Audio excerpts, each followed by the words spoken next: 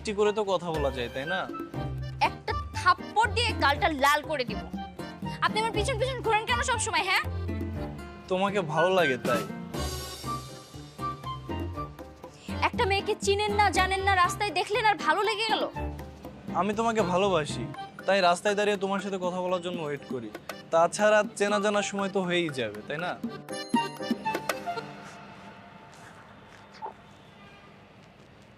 ইনি কে?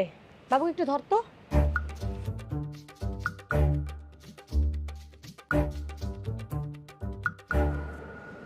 কি যেন বলছিলেন? ভালোবাসেন তাই না? আপনি কি জানেন আমি বিবাহিত? কি?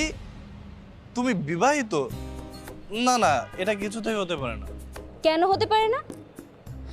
বিয়ে কি কারো হয় না নাকি? নাকি বিয়ে কোনো অপরাধ? না, কিন্তু আপনাকে দেখে এটা মনে হয় না।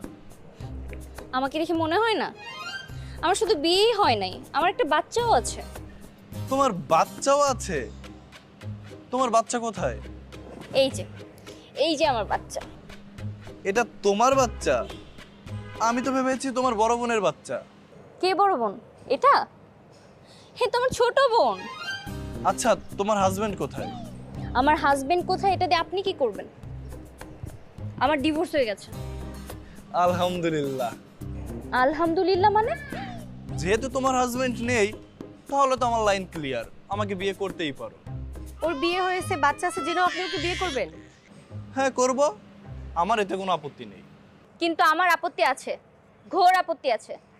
আপনি যদি এখন এখান থেকে না যান না, রাস্তার পাশ থেকে একটা ইট উঠিয়ে আপনার মাথাটা আমি ফাটিয়ে দিব।